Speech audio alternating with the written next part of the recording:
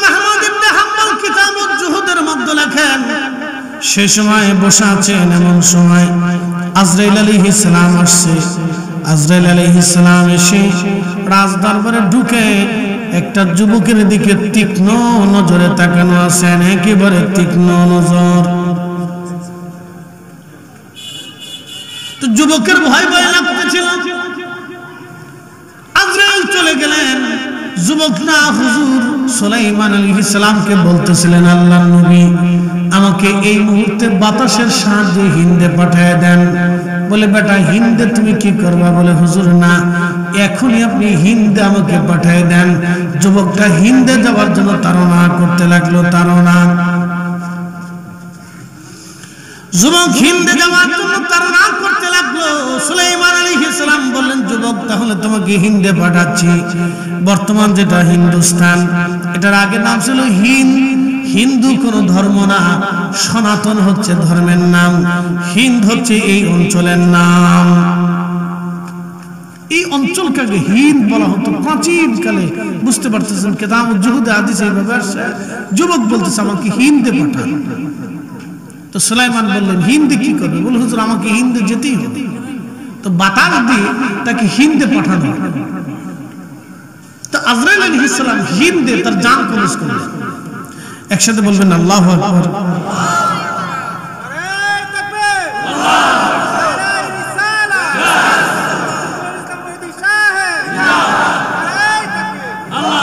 হিন্দে পাঠিয়ে দিলেন। আজরাইল জান কবজ করে নিয়ে চলে গেলেন। কিছু সময় পরে সুলাইমানের রাজ দরবারে আজরাইল আলাইহিস সালাম ঢুকলেন। সুলাইমান বললেন, আজরাইল একটা বিষয় বুঝলাম না, আপনি একজন যুবকের দিকে তীক্ষ্ণ নজরে তাকানো কেন ছিলেন? আজরাইল বললেন, হুজুর তীক্ষ্ণ নজরে তাকানো ছিলাম এই জন্য, আল্লাহ রেজুলেশন খাতার মধ্যে তার মৃত্যু হবে হিন্দে, কিন্তু সে তখনও বসে আছে ফিলিস্তিনে। আমি চিন্তায় পড়ে গেলাম, এই মুহূর্তে সে হিন্দে কি করে যাবে, অথচ কিছু সময় পরে সে হিন্দে মারা যাবে। আল্লাহ কুদরতের অপরিসীম কুদরতের দিকে নজর করে আমি এই যুবকের দিকে তীক্ষ্ণ নজরে তাকায়া আল্লাহর কুদরতের চিন্তা করতেছিলাম। কিন্তু আপনি যে তাকে বাতাসের মাধ্যমে হিন্দে পাঠাবেন, এই বিষয়টা আমার কখনোই জানা ছিল না। এটা আমার আল্লাহ একমাত্র জানতেন। একবার জোরে বলা যাবে কি আল্লাহু আকবার। হযরত মোল্লা আলী কারি আল মাউরিদের মধ্যে তিনি একটা ঘটনা লেখেন। এই উপমহাদেশের অন্যতম একজন আল্লাহর ওলি ছিলেন, তার নাম খাজা মাহমুদ বাহাদাবানি নকশবন্দি রাহমাতুল্লাহ আলাইহি। খাজা মাহমুদ বাহাদাবানি নকশবন্দি রাহমাতুল্লাহ আলাইহি উপমহাদেশের শ্রেষ্ঠতম একজন আল্লাহর ওলি ছিলেন। তখনকার সময় ছিল সম্রাট হুমায়ুন, মুঘল সম্রাট।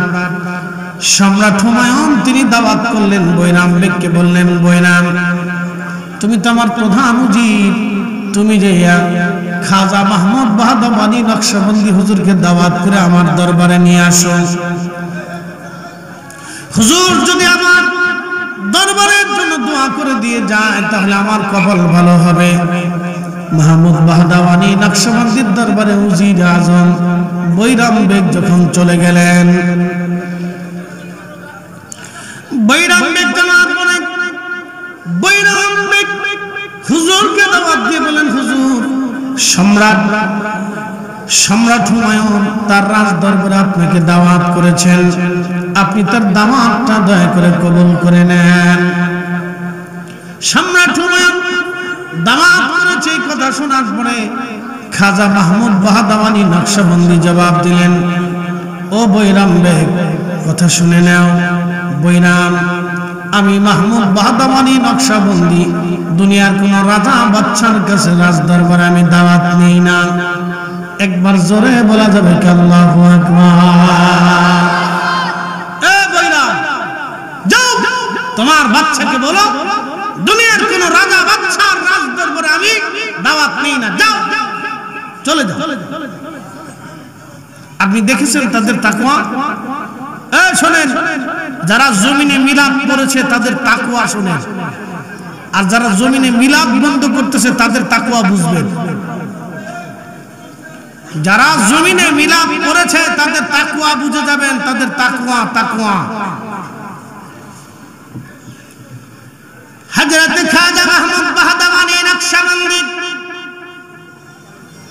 বলে দিলেন, মুজিব তোমার বাচ্চাকে যা বলো আমি কোন রাজ দরবারে দাওয়াত নিই না, কোন রাজার দাওয়াত কবুল করি না, কোন রাজ দরবারে খাই না। উজির চলে যা বললেন, বাদশা সর্বনাশ, হুজুর বলে দিয়েছেন হুজুর কোন রাজ দরবারে দাওয়াত নেন না, অতএব হুজুরকে দাওয়াত করা সম্ভব না, তিনি আসবেন না, দোয়া করবেন না বলে দিয়েছেন। বাদশা হুমায়ুনের চিন্তা, যদি হুজুর আমার দরবারে না আসে তাহলে সর্বনাশ, এত বড় একজন আল্লাহর ওলি, তাকে দিয়ে আমার দরবারে দোয়া করাইতে হবে। আগের যুগের রাজা বাদশা যারা ছিলেন তারা ওলি ভক্ত ছিলেন, তারা জানতেন ওলিদের সাথে বেয়াদবি করলে কপালে রাজত্ব বেশি দিন টিকে না। কথা বলেন ঠিক কিনা? ওলিদের সাথে যারা বেয়াদবি করে রাজত্ব তাদের বেশি দিন টিকে না, বেশি দিন টিকে না, এটা হাতছাড়া হয়ে যাবে। পৃথিবীর বহু নজির আমাদের হাতের মধ্যে আছে, বেশি দিন টিকে না। কারণ ওলিরা দুনিয়ার রাজত্বের মুখাফিক কিনা, ওলিরা দুনিয়ার রাজত্বের মুখাফিক কিনা, ওলিরা আল্লাহর মুখাফিক। হযরত বাহদাওয়ানী নকশবন্দি সম্রাট হুমায়ুনের চিন্তা হলো হুজুরকে আনতেই হবে, যে কোনো মূল্যে, কি করলে আনা যাবে। উজির তুমি যা জিজ্ঞেস করো, কোন কাজ করলে হুজুর আমার রাজ দরবারে আসবে বলো। উজির আবার চলে গেলেন, চলে যাওয়ার পরে উজির হুজুরের কাছে যা বলেন, আপনি দয়া করে বলেন কি করলে বাদশার দরবারে আপনি যাবেন। বাদশা অনুনয় বিনয়ের সঙ্গে আপনাকে জানিয়েছেন, মেহেরবানি করে আপনি দয়া করে বলে দেন। মাহমুদ বাহদাওয়ানী নকশবন্দি জবাব দিলেন, উজির আমি রাজ দরবারে কোনো দাওয়াত কবুল করি না, তবে শোনো, যদি তোমার বাদশা রাজ দরবারে মিলাদ শরীফের ইন্তজাম করে, আমি মাহমুদ বাহদাওয়ানী নকশবন্দি নবীর মিলাদের সম্মানে যাব, বাদশার জন্য আমি যাব না, আমি শুধু রাসূলের মিলাদের তাজিমের জন্য যেতে পারি। একবার জোরে বলা যাবে কি আল্লাহু আকবার? মাহমুদ বাহদাওয়ানী নকশবন্দি বললেন, এ বৈরাম, তোমার বাদশাকে বলো যদি মিলাদ শরীফের ইন্তজাম করে তো আমি রাসূলের মিলাদের সম্মানে যাব, নতুবা অন্য কোন উদ্দেশ্যে যাব না। বাদশা হুমায়ুন রাজ দরবারে বিরাট ইন্তজামে মিলাদের ইন্তজাম করলেন। তিনি মিলাদের ইন্তজাম করার পরে মাহমুদ বাহদাওয়ানী নকশবন্দি রাহমাতুল্লাহি আলাইহি রাজ দরবারে গেলেন। যাওয়ার পরে সম্রাট হুমায়ুন নিজে পানি ঢেলে হুজুরের ওযু করাইলেন এবং নিজে হাতে পা ধুয়াই দিলেন। একসাথে বলবেন না মারহাবা? ওলিদের মর্যাদা বুঝছেন, যে বাদশা, মুঘল সাম্রাজ্যের বাদশা নিজে হাতে হুজুরের পা ধুয়াই দেয়। এরা জানে যে এখান থেকে বদদুয়া আসলে সম্রাট হুমায়ুনের রাজত্ব থাকবে না। সম্রাট আকবর বুঝেছিল রাজত্ব কি জিনিস, ধ্বংস হয়েছিল সে। সম্রাট জাহাঙ্গীর যখন বুঝলো যে না রাজত্ব টিকবে না, তখনই সে মাপ চেয়ে ক্ষমা চেয়ে বলল, হুজুর মুজাদ্দিদ আল ফিসানি, আপনার সাথে আমার বিয়াদবি চলবে না, ক্ষমা করে দেন। আল্লাহ ডাক দিয়ে বলে, হে বান্দা, সম্পদের প্রেমে, সন্তানের মোহে পড়ে তুমি আমি আল্লাহর জিকির থেকে গাফিল হয়ে যেও না। যদি গাফিল হও, ومن يفعل ذلك فأولئك هم الخاسرون।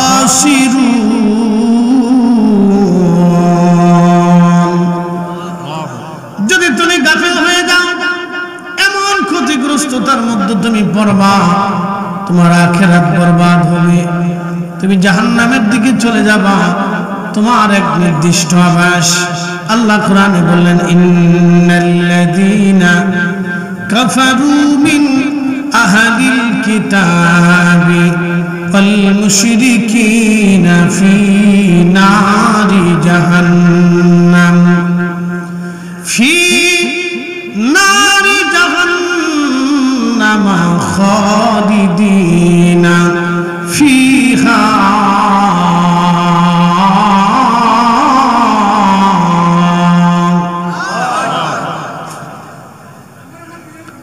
প্রিয় উপস্থিতি মনোযোগ দেবেন রব্বুল আলামিন কোরআনে বললেন নিশ্চয় যারা কাফির এবং অবিশ্বাসী খালিদিনা ফিহা ফি নারি জাহান্নাম তারা জাহান্নামের মধ্যে চলে যাবে চিরদিন তারা জাহান্নামে থাকবে ওই জাহান্নাম থেকে তারা কোনোদিন বের হতে পারবে না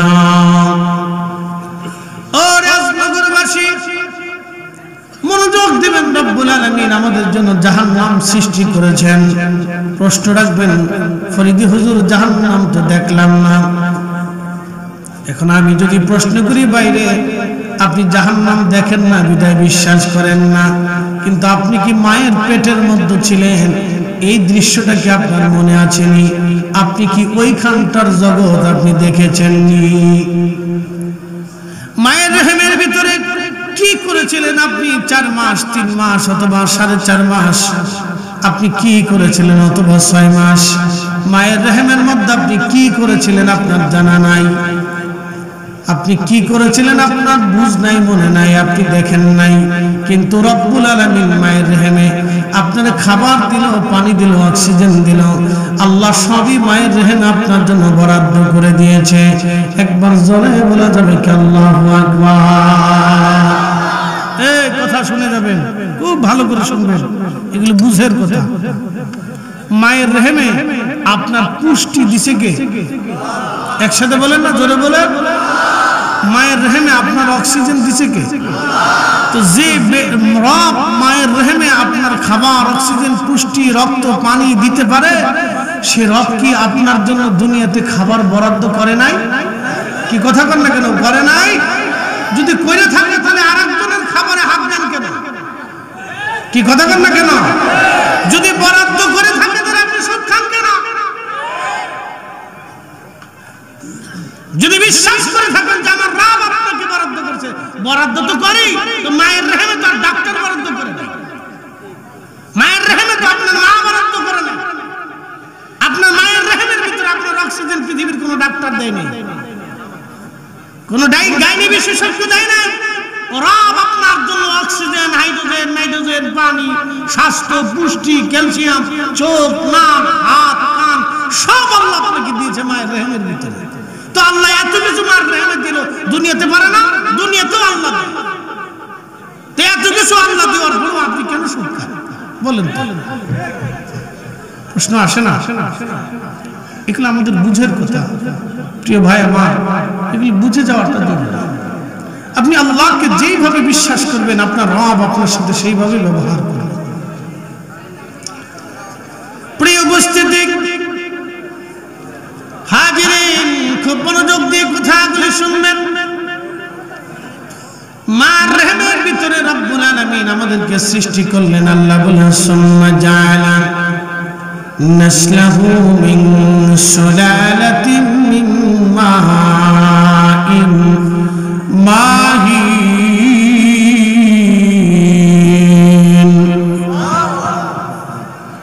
4 রঙের শোল্লা দিয়া যে কইরাছে তোর গঠন 4 রঙের শোল্লা দিয়া আগুন পানি মাটি বাতাস একই যোগে করিয়া প্রকাশ আগুন পানি মাটি বাতাস একই যোগে করিয়া প্রকাশ ওরে দেখিলি না তুই কইরা তালাশ কোন জায়গা সে মহাজন 4 রঙের শোল্লা দিয়া 4 রঙের শোল্লা দিয়া যে কইরাছে তোর গঠন 4 রঙের শোল্লা দিয়া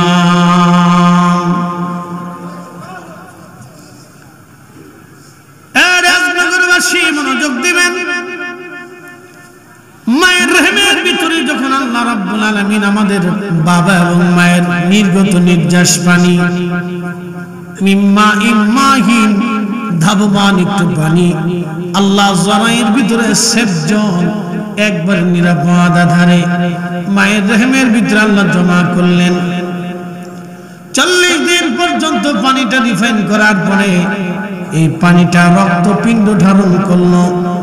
আরো 40 দিন এই রক্তপিণ্ডটাকে রিফাইন করার পরে এই রক্তপিণ্ডটা গোশত খণ্ডে ধারণ করলো। আল্লাহ এই সময় কোরআনে বললেন খালাকাল ইনসানা মিন আলাক।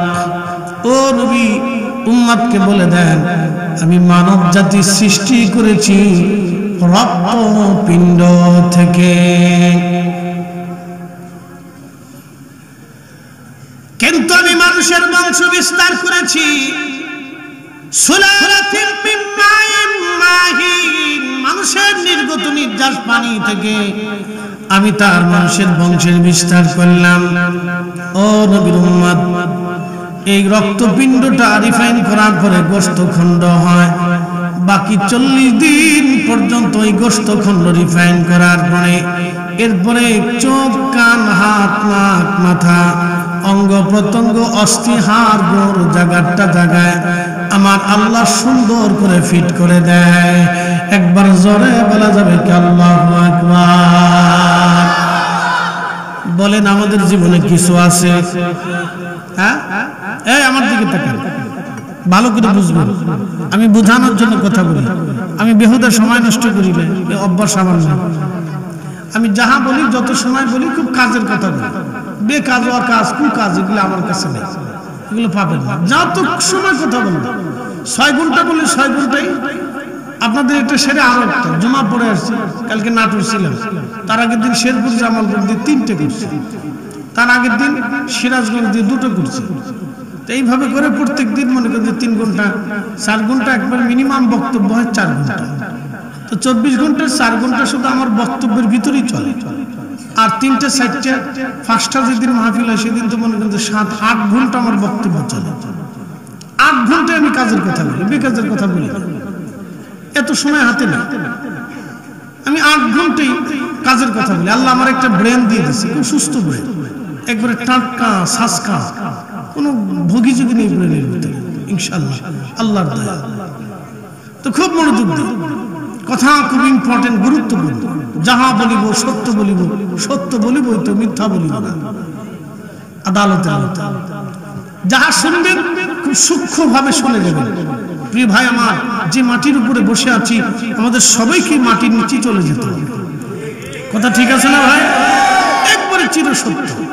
2টে জিনিস নিতেই হবে, 1 নম্বরে ঈমান, 2 নম্বরে আমল। তা ঈমান খারিজি রাফিজি শিয়া মুতাজিলা জবরিয়া আজারিয়া বাজারিয়া লামাজবি ফাজবি আবিজাবি এদের মতো ঈমান নিলে হবে না। ঈমান নিতে হবে এই যে 360 আউলিয়ার এক আউলিয়া যেখানে যে ঈমান নিয়ে আকীদা নিয়ে বিশ্বাস জড়িয়েছে ওনাদের ঈমান আকীদা নিয়ে আমাদেরকে কবরে যেতে হবে। কথা বল ঠিক কি না? এই আকীদার নাম আহলে সুন্নাত ওয়াল জামাত। জোরে বলেন আহলে সুন্নাত ওয়াল জামাত। আমি আহলে সুন্নাত ওয়াল জামাতের এত দলিল দেব না, শুধু 2টা থিম চিন্তা দিয়ে দিই।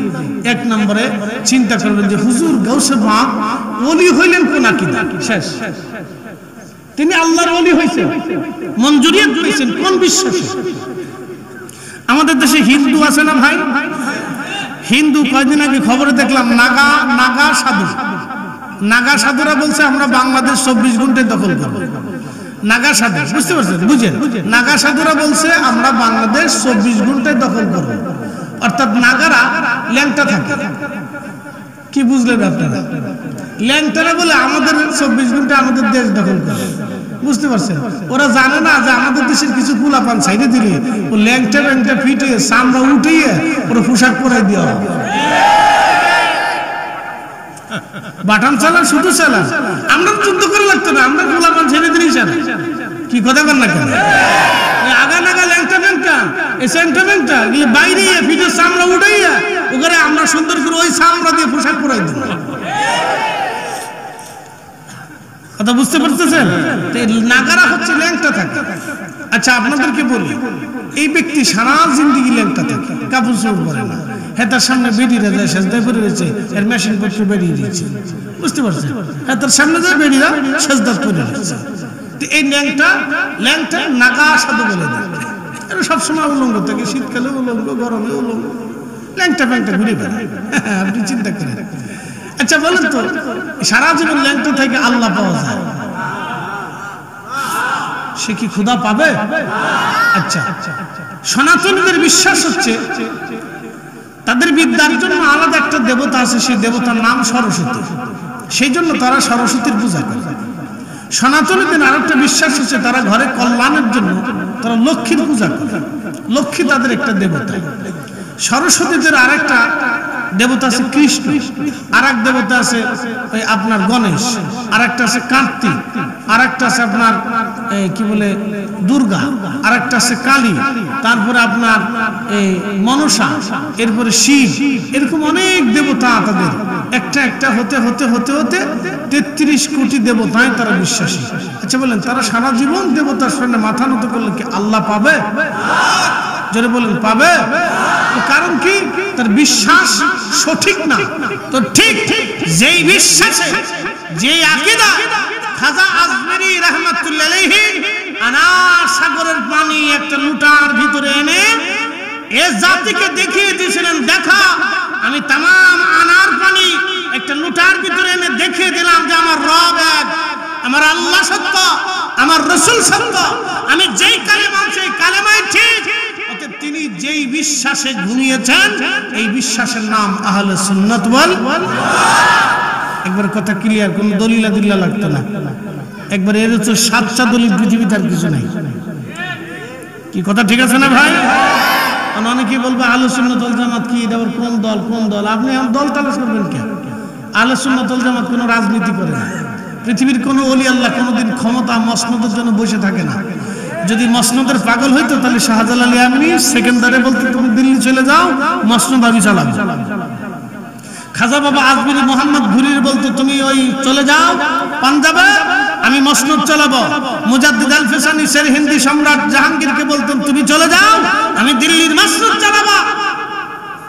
পৃথিবীর কোন ওলি মসনদের পাগল হতেন না, কারণ তারা জানতেন রাষ্ট্রীয় অর্থের ভিতরে গরিব আর দুঃখী মেহনতি মানুষের রক্ত লেগে থাকে, শ্রমিকের ঘাম লেগে থাকে, আর গরিব দরিদ্রদের আহাজারি লেগে থাকে, মাজলুমের কান্না চোখের পানি লেগে থাকে। এই জন্য পৃথিবীর কোন ওলি কোন রাজ দরবারে রাজ সিংহাসনে কোনোদিন বসে নাই। সোজা ক্লিয়ার মা, বাকি ঝুঁকি নেই আমার কাছে। যারা ক্ষমতা নিবেন নেন, ওটা আমাদের চিন্তা না। ক্ষমতা যার দরকার নিয়ে যান গে, ক্ষমতা নিয়ে যাবেন, জনগণ শাসন করবেন, অসুবিধা নেই। এমপি হবেন, চেয়ারম্যান হবেন, মেম্বার হবেন, যা হবেন হবেন, তবে কিয়ামতের ময়দানে রেডি থাকেন খাতাপত্র নিয়ে। হ্যাঁ ভাবতেছেন ছেড়ে দেবে রব্বে কারীম, এত সহজ? খাতাপত্র নিয়ে সব রেডি নিয়ে তারপর কবরে যায়। সুলতান, পৃথিবীর বহু সুলতান আল্লাহু আকবার খাতা কলম নিয়ে রেডি করে তারপরে যায়। এত সহজ ভাবতেছেন? এক রাষ্ট্রের সম্পদ 1 টাকা যদি আপনার হাত দিয়ে ডান বাম হয়, তাহলে ওই 1 টাকার বিনিময়ে 18 কোটি মানুষের মামলা কিয়ামতের ময়দানে আল্লাহর আদালতে জমা হবে। যার এমপি হওয়ার দরকার আর প্রধানমন্ত্রী হওয়ার দরকার হনগে, আমাদেরও চিন্তা মাথায় নাই। ও ছাতা নিয়ে কিয়ামতের ময়দানে দাঁড়ানোর সময় আমাদের নাই। পৃথিবীর কোনো এগুলোর জন্য মুখাপেক্ষী ছিল না।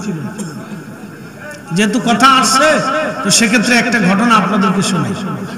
আমাদের দেশে অনেকে মিলাদ করলে চিল্লে পাল্লা করে, আর খুব বেশি চেতে যায়, খুব বেদাতের কাজ করছি আমরা, খুব অপরাধ করছি, খুব গুনার কাজ করে ফেলছি, খুব ভুলের মধ্যে আছি, নানান কিচ্ছা কাহিনী জপতে থাকে, মানে যে তবজি জপতেছে।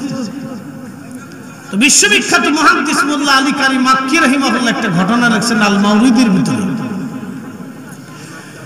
হযরতে মোল্লা আলী কারি আল মাউরিদের মধ্যে তিনি একটা ঘটনা লেখেন। এই উপমহাদেশের অন্যতম একজন আল্লাহর ওলি ছিলেন, তার নাম খাজা মাহমুদ বাহাদাবানি নকশবন্দি রাহমাতুল্লাহ আলাইহি। খাজা মাহমুদ বাহাদাবানি নকশবন্দি রাহমাতুল্লাহ আলাইহি উপমহাদেশের শ্রেষ্ঠতম একজন আল্লাহর ওলি ছিলেন। তখনকার সময় ছিল সম্রাট হুমায়ুন, মুঘল সম্রাট হুমায়ুন তিনি দাওয়াত করলেন বৈরাম বেগকে, বললেন বৈরাম তুমি তো আমার প্রধান উজির, তুমি যে খাজা মাহমুদ বাহাদাবানি নকশবন্দি হুজুরকে দাওয়াত করে আমার দরবারে নিয়ে আসো। হুজুর যদি আমার দরবারের জন্য দোয়া করে দিয়ে যায় তাহলে আমার কপাল ভালো হবে। মাহমুদ বাহাদাবানি নকশবন্দির দরবারে উজির আজম বৈরাম বেগ যখন চলে গেলেন, বৈরাম বেগ জানার পরে বৈরাম বেগ হুজুরকে দাওয়াত দিয়ে বলেন হুজুর সম্রাট হুমায়ুন তার রাজ দরবারে আপনাকে দাওয়াত করেছেন, আপনি তার দাওয়াতটা দয়া করে কবুল করে নেন। সম্রাট হুমায়ুন দাওয়াত করেছে, এই কথা শোনার পরে খাজা মাহমুদ বাহাদাবানি নকশবন্দি জবাব দিলেন, ও বৈরাম বেগ কথা শুনে নাও। বৈরাম আমি মাহমুদ বাহাদাবানি নকশবন্দি দুনিয়ার কোন রাজা বাদশার কাছে রাজ দরবারে আমি দাওয়াত নেই না। একবার জোরে বলা যাবে কি আল্লাহু আকবার? এ বৈরাম যাও তোমার বাচ্চাকে বলো দুনিয়ার কোন রাজা বাদশার রাজ দরবারে আমি দাওয়াত নেই না, যাও চলে যাও। আপনি দেখেছেন তাদের তাকওয়া? শোনেন, যারা জমিনে মিলাদ করেছে তাদের তাকওয়া শোনেন, আর যারা জমিনে মিলাদ বন্ধ করতেছে তাদের তাকওয়া বুঝবেন। যারা জমিনে মিলাদ করেছে তাদের তাকওয়া বুঝে যাবেন, তাদের তাকওয়া। হযরত খাজা মাহমুদ বাহাদাবানি নকশবন্দি বলে দিলেন, মুজিব তোমার বাচ্চাকে যা বলো আমি কোন রাজ দরবারে দাওয়াত নেই না, কোন রাজার দাওয়াত কবুল করি না, কোন রাজ দরবারে খাই না। উজির চলে যায়, বললেন বাদশা সর্বনাশ, হুজুর বলে দিয়েছেন হুজুর কোন রাজ দরবারে দাওয়াত নেন না, অতএব হুজুরকে দাওয়াত করা সম্ভব না, তিনি আসবেন না, দোয়া করবেন না বলে দিয়েছেন। বাদশা হুমায়ুনের চিন্তা, যদি হুজুর আমার দরবারে না আসে তাহলে সর্বনাশ, এত বড় একজন আল্লাহর ওলি, তাকে দিয়ে আমার দরবারে দোয়া করাইতে হবে। আগের যুগের রাজা বাদশা যারা ছিলেন তারা ওলি ভক্ত ছিলেন, তারা জানতেন ওলিদের সাথে বেয়াদবি করলে কপালে রাজত্ব বেশি দিন টিকে না। কথা বলেন ঠিক কিনা? ওলিদের সাথে যারা বেয়াদবি করে রাজত্ব তাদের বেশি দিন টিকে না, বেশি দিন টিকে না, এটা হাতছাড়া হয়ে যাবে। পৃথিবীর বহু নজির আমাদের হাতের মধ্যে আছে, বেশি দিন টিকে না। কারণ ওলিরা দুনিয়ার রাজত্বের মুখাফিক কিনা, ওলিরা দুনিয়ার রাজত্বের মুখাফিক কিনা, ওলিরা আল্লাহর মুখাফিক। হযরত বাহাদাবানি নকশবন্দি সম্রাট হুমায়ুনের চিন্তা হলো হুজুরকে আনতেই হবে, যে কোনো মূল্যে, কি করলে আনা যাবে। উজির তুমি যা জিজ্ঞাসা করো কোন কাজ করলে হুজুর আমার রাজ দরবারে আসবে বলো। উজির আবার চলে গেলেন, চলে যাওয়ার পরে উজির হুজুরের কাছে যা বলেন, আপনি দয়া করে বলেন কি করলে বাদশার দরবারে আপনি যাবেন। বাদশা অনুনয় বিনয়ের সঙ্গে আপনাকে জানিয়েছেন, মেহেরবানি করে আপনি দয়া করে বলে দেন।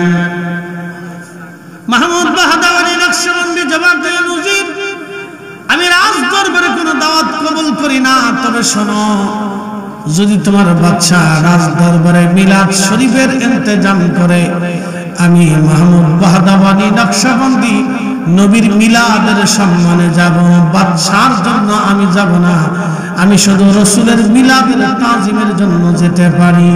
একবার জোরে বলা যাবে কি আল্লাহু আকবার? তেলের গাড়ি তেলে চলে,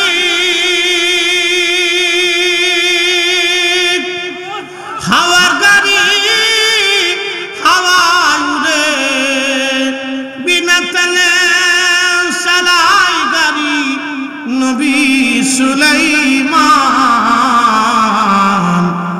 আমরা সেই মুসলমান। কথা বলে আমাদের দেশে যারা ইসলামী রাজনীতি করে, এই আমার দিকে ভালো করে দেখেন, যারা ইসলামী রাজনীতি করে, আমি কোন রাজনৈতিক দলের নাম বললাম না, সবার কথা বলতেছি, যারা ইসলামী রাজনীতি করে তাদের চিন্তা চেতনা হযরত ওমর যেইভাবে রাষ্ট্র পরিচালনা করছেন আমরাও সেইভাবেই রাষ্ট্র পরিচালনা করব। উদ্দেশ্য ভালো, খারাপ না। হযরত ওমর যেইভাবে রাষ্ট্র পরিচালনা করছেন আমরা সেইভাবে করব, উদ্দেশ্য ভালো। তো এখন আমার প্রশ্ন, আল্লাহ আলেমদেরকে দুনিয়াতে কি দায়িত্ব দিয়েছেন? আল্লাহ কি আলেমদেরকে দুনিয়াতে দায়িত্ব দিয়েছে দোয়া বন্ধ করার জন্য, কোরআন খতম বন্ধ করার জন্য, জিকির মাহফিল বন্ধ করার জন্য, মিলাদ দোয়া দরুদ বন্ধ করার জন্য? তা আল্লাহ আলেমদেরকে কি দায়িত্ব দিলেন? আল্লাহ আলেমদেরকে দায়িত্ব দিয়েছেন জমিন থেকে অন্যায়, অবিচার, দুর্নীতি, সুদ, ঘুষ, জেনা, ব্যভিচার, পরকীয়া, হারামি, শারাবি, খারাবি, নাফাকি, মদের কারখানা, বারের হাউস, অন্যায় জুলুম এই জমিন থেকে বিদায় করার জন্য আল্লাহ আলেমদেরকে দায়িত্ব দিয়েছে। কথা বলে ঠিক কিনা? আলেমদের কাজ তো মিলাদ বন্ধ করা না, আলেমদের কাজ তো দোয়া বন্ধ করা না, আলেমদের কাজ তো কোরআন খতম বন্ধ করা না, আলেমদের কাজ তো ফাতিহা বন্ধ করা না, আলেমদের কাজ তো মিলাদুন নবীর মাহফিল বন্ধ করা না, আলেমদের কাজ তো রাসূলের ইশক মুহাব্বতের মাহফিলগুলি বন্ধ করা না, আলেমদের কাজ তো ইসালে সাহেব বন্ধ করা না, আলেমদের কাজ তো কোনো ওলি পীর মাশায়েখের দরবার ভাঙা না। আলেমদের কাজ হচ্ছে এই জমিন থেকে বেইনসাফি দূর করিয়া ইনসাফ প্রতিষ্ঠিত করা। কথা বলে ঠিক কিনা? এটা হচ্ছে আলেমদের কাজ। কোন আলেম কাজ করে উল্টা। তার কথা ছিল সে পতিতালয় বন্ধ করবে, কিন্তু পারে নাই, সে বন্ধ করেছে মিলাদ। তার কথা ছিল সে সুদের কারখানা বন্ধ করবে, সে পারে নাই, সে বন্ধ করেছে কোরআন খতম। তার কথা ছিল সে বন্ধ করবে দুর্নীতি, কিন্তু পারে নাই, সে বন্ধ করে দিয়েছে দোয়া। শয়তানে কয় 1400 বছরে যা পারি নাই তা তুমি করে দিচ্ছ, অসুবিধা নেই, ভালো কাজই করছো। যেটা বন্ধ করে সেটা পারো না, যেটা করার দরকার না তুমি সেটা করে দিচ্ছ, তো ভালোই তো। তো আমার কাজটাই তুমি আঞ্জাম দিয়ে দিচ্ছ, খারাপ হয় না? তুমি আমার দুস্থ, কি কথা কর না কেন? বুঝতে কি অসুবিধা হচ্ছে? বুঝে যাবে। খাজা মাহমুদ বাহাদুরানী নকশবন্দি বললেন, এ বৈরাম, তোমার বাদশাকে বলো যদি মিলাদ শরীফের ইন্তজাম করে তো আমি রাসূলের মিলাদের সম্মানে যাব, নতুবা অন্য কোন উদ্দেশ্যে যাব না। বাদশা হুমায়ুন রাজ দরবারে বিরাট ইন্তজামে মিলাদের ইন্তজাম করলেন। তিনি মিলাদের ইন্তজাম করার পরে মাহমুদ বাহাদুরানী নকশবন্দি রাহমাতুল্লাহ আলাইহি রাজ দরবারে গেলেন। যাওয়ার পরে সম্রাট হুমায়ুন নিজে পানি ঢেলে হুজুরের ওযু করাইলেন এবং নিজে হাতে পা ধুয়াই দিলেন। একসাথে বলবেন না মারহাবা? ওলিদের মর্যাদা বুঝছেন যে বাদশা, মুঘল সাম্রাজ্যের বাদশা নিজে হাতে হুজুরের পা ধুয়াই দেয়। এরা জানে যে এখান থেকে বদদুয়া আসলে সম্রাট হুমায়ুনের রাজত্ব থাকবে না। সম্রাট আকবর বুঝেছিল রাজত্ব কি জিনিস, ধ্বংস হয়েছিল সে। সম্রাট জাহাঙ্গীর যখন বুঝলো যে না রাজত্ব টিকবে না, তখনই সে মাপ চেয়ে ক্ষমা চেয়ে বলল, হুজুর মুজাদ্দিদ আল ফিসানি, আপনার সাথে আমার বিয়াদবি চলবে না, ক্ষমা করে দেন। বুঝতে পারছেন? ভোগী যুগে সব জায়গায় চলে না। প্রিয় উপস্থিতি, খুব মনোযোগ দিবেন। হাজিরিন, যে কথা বলছিলাম, মায়ের রহমের ভিতরে যখন একটা সন্তান কনসেপ্ট হয় 120 দিনের মাথায় আল্লাহ রূহ নামক ইঞ্জিনটা আলমে আরুহা থেকে এনে মায়ের রহমের ভিতরে আল্লাহ আমাদের দেহের মধ্যে রূহ ফুঁকাই দিলেন। রূহ ফুঁকাই দিয়া জিবরাইল আমিনকে আল্লাহ বললেন, জিবরাইল 60টি জিনিস আমার বান্দার জন্য লিখে দাও। 1 নাম্বার, সে কতদিন পর্যন্ত পৃথিবীতে বেঁচে থাকবে তুমি লিখে দাও। 2 নাম্বার, আমার বান্দা কি পরিমাণে খাবার খাবে তাও লিখে দাও। একসাথে বলবেন আল্লাহু আকবার। 1 নাম্বার হায়াত, জোরে বলেন 1 নাম্বার কি? হায়াত, সে কতদিন বেঁচে থাকবে। মোবাইল টিপবা না, ফেসবুক টিপতেছো, ওর বন্ধ রাখো, টিপা যাবে না, মাহফিলে বসে এগুলো করা যাবে না। অনেকে আছে, কালকে এক নেতা আইছে মাহফিলে, নাটক, ওইদিকে নেতা ফেতা বেশি আসছে, এই আমার পাশে মোবাইল যেমন টিপতেছে মন চাইতে তো কানে ধরে নেতারা থাপড় দিয়ে বের করে দিবে এটা। মাহফিলে আইছো এমন একটা ক্যাপ পরিয়েছে, মাথায় একটা ক্যাপ পরিয়েছে, জিন্সের প্যান্ট ট্যান্ট পরে এমন বাউ দিয়েছে যে বিরাট বড় বুজুর্গ। চেহারাটা দেখে আমার মনে হচ্ছে এগুলো শয়তান কোথার থেকে আসে। আরে এরা মাহফিলে দাওয়াত করে কি জন্য এগুলো? আমাদের এই অঞ্চলগুলি ভালো, কোনো এগুলোর কোনো বালাই চালাই না। আর এই অঞ্চলের নেতা যারা রাজনীতি করে তারাও ভালো, তারা বলে যে না মাহফিল ধর্মীয় সভা, এখানে আমাদের নাম টানার দরকার না, আমরা এমনি অনুদান পাঠাবো। ঠিক আছে না ভাই? তারা এই দেশে নামের পাগল। কোনো পোস্টারে আপনি দেখবেন না, কোনো পোস্টারে দেখবেন না। আর আইসা 3 ঘন্টা 4 ঘন্টা ওয়াজও করে। কালকে নাটোরে এক নেতা ওয়াজ ধরছে, আধা ঘন্টা আমার বাসায় রেখে ওয়াজ করতেছে, আধা ঘন্টা। আমি চিন্তা করলাম যে বাপরে বাপ, এত বড় বুজুর্গ থাকতে তাহলে আমাদের ওয়াজের দরকার কি? রাজনীতিবিদরা এত বড় বুজুর্গ কবে থেকে হইল? কি চিন্তা করতে পারছে? কবরের ওয়াজ করতেছে, কবরে চলে যেতে হবে, মরে যেতে হবে। আমি মনে মনে হাসি, বাপরে বাপ, এই চিন্তা যদি রাজনীতিবিদদের থাকতো তাহলে আমার দেশে এত টাকা চুরি হওয়ার কথা না।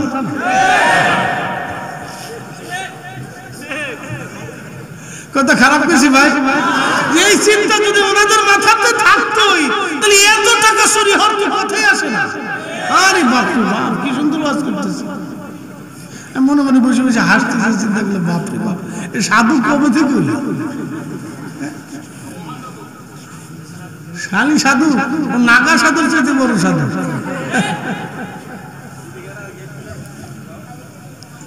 তো প্রিয় উপস্থিতি, এগুলো দুঃখজনক কথা আর কি বার বলবো। তা আমাদের এই লেনটা খুব ভালো, সিলেট লেন, চট্টগ্রাম লেনে এরা ঝামেলা করে না, রাজনীতিবিদরা খুব ভালো। কেন এখানে আমরা কি যাব? এখানে আমাদের কোনো বক্তব্য নাই, তারা চুপচাপ এসে বসে শুনে দোয়া খায়ের করে চলে যায়, এটা খুব ভালো। আর কই উত্তর দক্ষিণে গেলে এনার বক্তব্য দিতে হবে আধা ঘন্টা। বিরাট বড় নেতাজি আসছে, সব বক্তব্য দিতে হবে, নাম পোস্টারের উপরে লিখতে হবে, নাহলে মাহফিল করতে দিবে না। জেলাও সে করবে, জেলাও হে করবে, নাম দিতে হবে, প্রধান অতিথি বিশেষ অতিথি এটা দিতে হবে, দিলে আমরা মাহফিল করতে দেবো না, দেবো না। কি জ্বালার জ্বালা! আমি দেখে আসার পরে চিন্তা করলাম সর্বনাশ, কিন্তু স্বৈরাচার এখনো আছে। যাক লাভই দিত। তা আমাদের এই লেনটা ভালো, ঢাকার থেকে বের হয়ে একবারে সিলেট আর চট্টগ্রাম লেনে কোনো ঝাইঝাম হয় না। কোনো নেতা ফেতা যারা রাজনীতি করে তারা এর ভিতরে আসে না, কেন আমরা অনুদান পাঠিয়ে দেবো, অসুবিধা নেই, তো নাম টাম দেওয়া লাগবে। একসাথে বলেন আল্লাহু আকবার। এখন প্রশ্ন ভালো করে বুঝবেন, ভালো করে বুঝেন। এখন প্রশ্ন, বান্দা কি পরিমাণে খাবার খাবে লিখে দিছে কে? একসাথে বলে, জোরে বলে, আরো জোরে। ব্যাংকে 1000 কোটি টাকা থাকবে কিন্তু খেতে পারবেন না। বিশ্বাস করেন? করেননি? করেন? যদি করে থাকে তাহলে জীবনে কোনোদিন সুদ খাবেন না। আল্লাহ কবুল করুন, বলেন আমিন। যদি বিশ্বাস করে থাকেন, ইয়াকিন থাকে যে হ্যাঁ আমার রব আমার জন্য যেটা নির্ধারিত করছে, একটা ভাতের দানা পৃথিবীর যেখান থেকে হোক আল্লাহ আমাকে সেখানে আমার খাবার সামনে নিয়ে আসবে, যদি বিশ্বাস করে থাকে তাহলে জীবনে কোনোদিন অবৈধভাবে সম্পদ রুটি রুজি করবেন না। মনে থাকবে? না না, হাত উঁচু করে বলেন থাকবে ইনশাআল্লাহ। নারে তাকবীর, নারে রিসালাত, আলা সুন্নাত ওয়াল জামাত। আল্লাহ কবুল করুক, বলেন আমিন। আচ্ছা বলেন, ওযু ছাড়া নামাজ হয়? হ্যাঁ, আপনারা চিন্তা করলেন যে ফরিদ হুজুরের আজকে ওয়াজ বোঝা যায়? বোঝা যায়নি? বোঝা যায়নি? যায়নি? হ্যাঁ ঠিক আছে। আমার এক গ্রুপ আছে, দুইটা আছে, ঢাকার এক গ্রুপ আর নরসিংদীর এক গ্রুপ। ভালো, এরা থাকলে মনটা খুব ভালো লাগে, শান্তি পায়, মজা লাগে, তো খুব মনোযোগ দিয়ে। তা এই যে কথা বলছিলাম, কোনটা বলছিলাম বলেন তো? হায়াত, হায়াত এবং রিজিক, এই দুইটা জিনিস আল্লাহ লিখে দিল। তো বলছিলাম যে আমরা যদি বিশ্বাস করি তাহলে জীবনেও কোনোদিন অবৈধভাবে সম্পদ রুটি রুজির চিন্তা কখনো মাথায় আনবো আল্লাহ যতদিন বাঁচায় রাখে। আল্লাহ কবুল করুন, বলে না আমিন। 3 নাম্বার ইজ্জত। 4র্থ নাম্বার আপনি জান্নাতি নাকি জাহান্নামী। বলবেন এটা কি বললেন? জান্নাতি নাকি জাহান্নামী আল্লাহ নির্ধারিত করে দেন। হ্যাঁ করে দেন। করে দেওয়ার কারণে আল্লাহ আপনাকে পছন্দ করে জান্নাতের বাগানে ঢুকাই দিচ্ছে। একসাথে বলবেন আল্লাহু আকবার। এই জন্য যারা ভিতরে আসে এটা সাজা, এটা আল্লাহর দয়া। একসাথে বলেন কার দয়া? এই মাদ্রাসা মসজিদগুলি যারা নির্মাণ করে তৈরি করে খেদমত করে, দয়া কার? আল্লাহর দয়া। আল্লাহ আপনাকে জান্নাতি বানাবে বিধায় জান্নাতের বাগানে আল্লাহ আপনাকে নিয়ে আসে। প্রিয় ভাই আমার, খুব মনোযোগ দিবেন। হাজিরিন, আল্লাহ রাব্বুল আলামিন নির্ধারিত করে দেন আমার বান্দা কি খাবে, কি পরিমাণ রিজিক। এই জন্য জীবনে কোনোদিন যতদিন বেঁচে থাকবেন সাবধান করে বলে দিয়ে গেলাম, অন্যায় অবৈধভাবে সম্পদ রুটি রুজি করবেন না।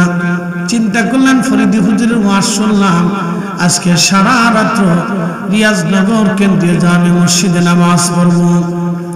সারা রাত্র নামাজের জন্য আপনি মসজিদের মধ্যে চলে গেলেন, যাওয়ার পরে সারা রাত্র নামাজ পড়লেন। ফরিদ হুজুরের পাগড়ির চাইতে সুন্দর পাগড়ি মাথায় দিলেন, সুন্দর জুব্বা গায়ে দিয়ে সেন্ট লাগায় আতর লাগাইয়া আপনি মসজিদে সারা রাত্র দাঁড়ায় দাঁড়ায় নামাজ পড়লেন, কিন্তু আপনার ওযু নাই, আপনার নামাজ হবে না।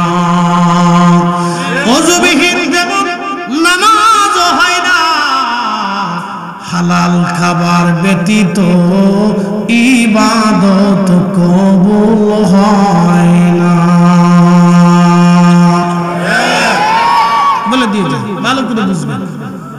হালাল খাবার ব্যতীত ইবাদত কবুল হয় না। রোজা আসতেছে সামনে, এখন রজব মাস। কি মাস? রজব, তারপরে শাবান, তারপরে রমজান। হাতে মাত্র 2 মাস আছে। রমজানে রোজা রাখতে গেলে সেহরি খাওয়ার সময় শুয়োরের গোশত দিয়ে সেহরি খাইলেন, সারা দিন রোজা রাখলেন, হবে? কেন? একসাথে বলে, আরো জোরে। তো শুয়োরের গোশত হারাম, তাহলে সুদের টাকার গরুর গোশত কি হালাল?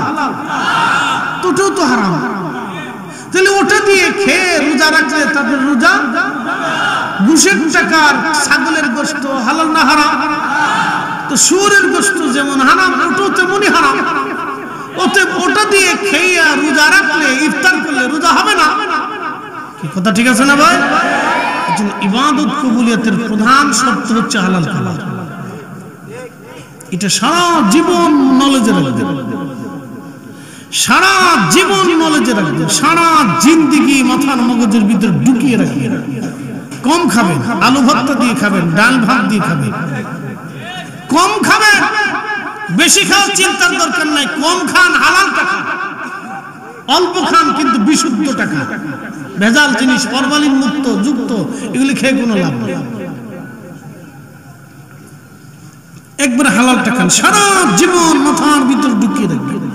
জিয়া রাব্বি, জীবনের শেষ সময় পর্যন্ত তুমি আমাকে হালাল খাওয়াও আল্লাহ, বিশুদ্ধ খাবার খাওয়াও আল্লাহ। আল্লাহ পাক ছাড়া কবুল করে না। আল্লাহ পবিত্র, আল্লাহ পাক ছাড়া কবুল করে না। আমার রসুল পাক, রসুল পবিত্র ছাড়া কবুল করে না। এই জন্য যে বেটা গোসল করে না, পেশাব করে পানি লয় না, কোনটা মোষ কোনটা দাড়ি কিছু সে জানে না, আবার নাম দিছে সাহসুবি, সে জীবনে কোনোদিন সাহসুবি হতে পারে না। এটা সাহস শয়তান। এই সমস্ত শয়তান মরে যাওয়ার পরে এই কবরের উপরে একটা গম্বুজ বানাই দিয়ে মাজার, অমুক ফকির শাহ, তমুক ফকির শাহ, এগুলি বাইরে করার দরকার। কথা বলেন ঠিক কিনা? এই সুন্নিয়তকে কলঙ্কিত করে দিয়েছে।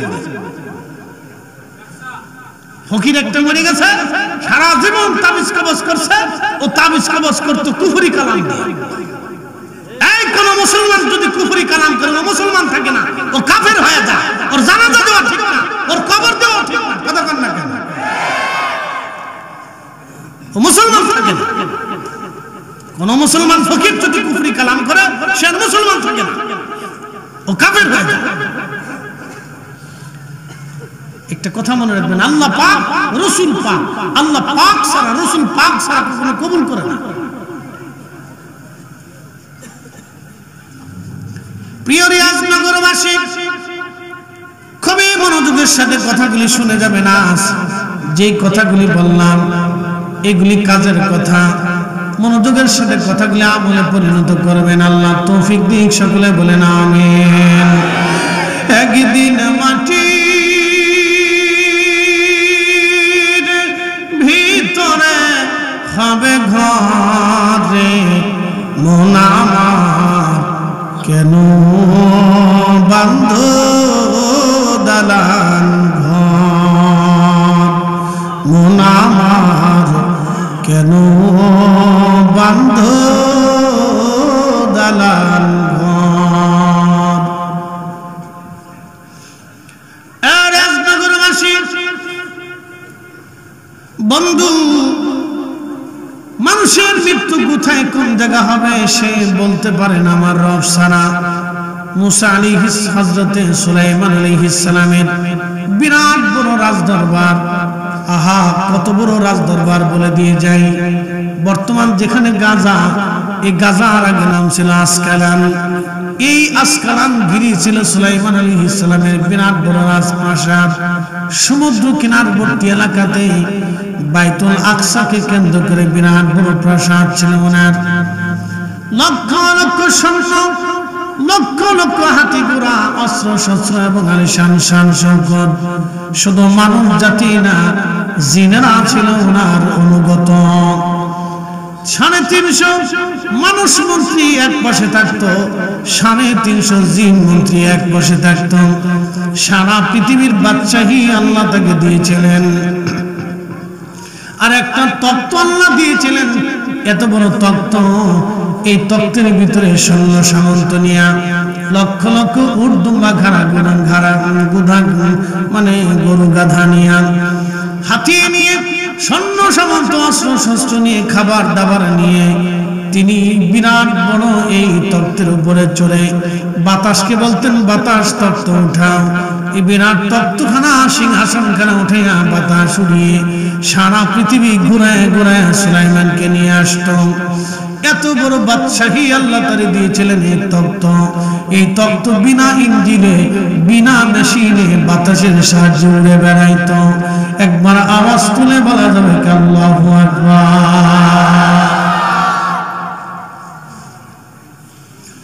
রাজদরবারে একদিন বসে আছে সুলাইমান আলাইহিস সালাম।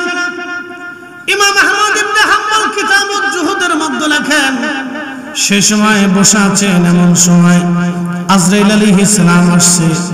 আজরাইল আলাইহিস সালাম এসে রাজদরবারে ঢুকে একটা যুবকের দিকে তীক্ষ্ণ নজরে তাকানো আছেন, একেবারে তীক্ষ্ণ নজর।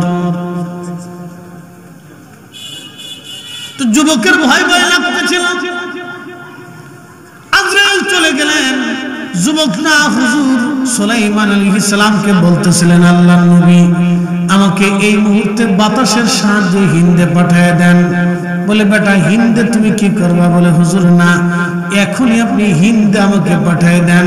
যুবকটা হিন্দে যাওয়ার জন্য তাড়না করতে লাগলো, তাড়না। যুবক হিন্দে যাওয়ার জন্য তাড়না করতে লাগলো। সুলাইমান আলাইহিস সালাম বললেন, যুবক তাহলে তোমাকে হিন্দে পাঠাচ্ছি। বর্তমান যেটা হিন্দুস্তান, এটার আগে নাম ছিল হিন্দ। হিন্দু কোন ধর্ম না, সনাতন হচ্ছে ধর্মের নাম। হিন্দ হচ্ছে এই অঞ্চলের নাম। এই অঞ্চলকে হিন্দ বলা হতো প্রাচীন কালে। বুঝতে পারতেছেন, কিতাবুল জুহুদে হাদিসে এইভাবে আসছে। যুবক বলতেছে আমাকে হিন্দে পাঠান। তো সুলাইমান বললেন, হিন্দে কি করবে? বলে হুজুর আমাকে হিন্দে যেতেই হবে। তো বাতাস দিয়ে তাকে হিন্দে পাঠানো। তো আজরাইল আলাইহিস সালাম হিন্দে তার জান কবজ করলেন। একসাথে বলবেন আল্লাহু আকবার।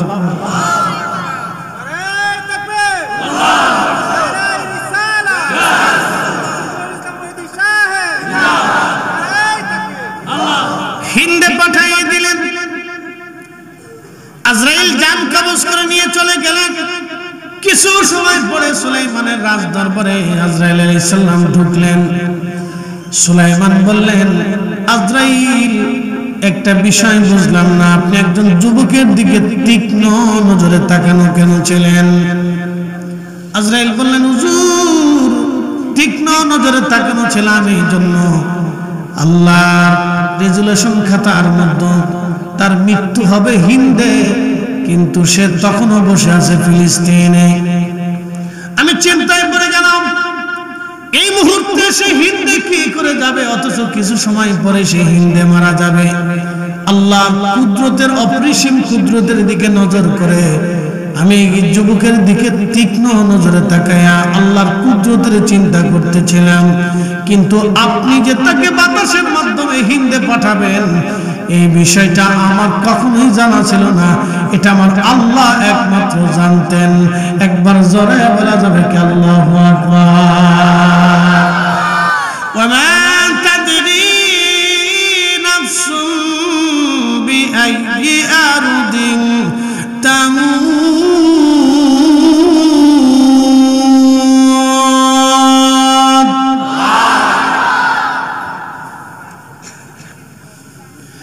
বান্দা কোথায়, কোন জায়গা, কোন হালতে, কোন জায়গা, কোন অবস্থায় কখন মারা যাবে আল্লাহ ছাড়া কেউ জানে না, কেউ জানে না, কেউ জানে না, কেউ জানে না। একসাথে বলবেন আল্লাহু আকবার। আমার এক ভাই লেখছেন যে হুজুর আমাদের এলাকার মানুষ রিসালাত বুঝে না। এবার আসেন রিসালাতটা একটু বুঝাই, সারা রাত দলিল আমি বুঝাইনি, আমার বুঝের ধরনটা ভিন্ন রকম, খুব মনোযোগ দিয়ে 5 মিনিট। ওমা তাদরি, মুরব্বি কই যায়, এটা কইলেও তো জ্বালা না। আচ্ছা কোনটার ভিতরে শেষ, কুত্তার ভিতরে লাগাই দেব, ফাজিল ফুলা মানে টিকটকে কুত্তার ভিতরে মুরব্বি লাগাই দিচ্ছি। চিন্তা করেন যে কই যাইতাম। আরে বাংলাদেশের মতো মানুষ আমি পৃথিবীর কোথাও আছে আমি দেখিনি, বাপরে বাপ। আচ্ছা যা হোক না, ওই মানে ফেসবুকে ইউটিউবে যে পরিমাণে মানুষ, বাপরে বাপ, এরই এত সময় কই পায়, কেমনে পায় আমি জানি না। তথা খুব মনোযোগ দিয়ে রিসালাতটা কি আমি আপনাকে এই আয়াত থেকে বুঝিয়ে দিচ্ছি। ওমা তাদরি নাফসু বিআইয়ি আরদিন তামুত। শোনেন, মানুষ কোথায়, কোন জায়গা, কি হালতে, কেমনে মারা যাবে আল্লাহ ছাড়া কেউ জানে না। সহিহ বুখারীর কিতাবুল মাগাজিতে হাদিস এসেছে, হযরত আব্দুল্লাহ ইবনে মাসউদ রাদিয়াল্লাহু আনহু বলেন, নবীজি বদরের যুদ্ধের ময়দানে যুদ্ধ লাগার আগের দিনে আমাকে সাথে নিয়ে বদরের প্রান্তরে গেলেন। যাওয়ার পরে নবীজি হাত দিয়ে দেখাইলেন, এইখানে আগামীকাল আবু জেহেল মরে থাকবে, এইখানে উতবা মরে থাকবে, ওইখানে সাইবা মরে থাকবে, ওইখানে উতবা মরে থাকবে। একসাথে বলবেন আল্লাহু আকবার, জোরে। আল্লাহ ছাড়া কেউ জানে না, তো রাসূল কেমনে জানে? এটার নাম রিসালাত। এটার নাম কি? জোরে বলেন। উনি নবী। জোরে বলেন উনি কি? নবী শব্দের অর্থ গায়েবকে খবর দেন ওয়ালা, যিনি অদৃশ্যের সংবাদ দেন তাকে নবী বলা। একসাথে বলবেন আল্লাহু আকবার। যারা রিসালাত বুঝেন না তারা এখান থেকে রিসালাত বুঝেন। উনি নবী। জোরে বলেন উনি কি? আরো জোরে বলেন উনি কি? এটাই রিসালাত। আব্দুল্লাহ ইবনে মাসউদ বলেন, আমি চিন্তায় পড়ে গেলাম যে আবু জেহেল মারা যাবে, রাসূল আঙ্গুল দিয়ে বলে দিলেন এইখানে মরে থাকবে, ঠিকানা বলে দিলেন, স্থান নির্ধারিত করে আঙ্গুল দিয়ে বলে দিলেন এখানে মরবে, এখানে উতবা মরবে, ওখানে সাইবা মরবে, ওখানে মুগিরা মরবে।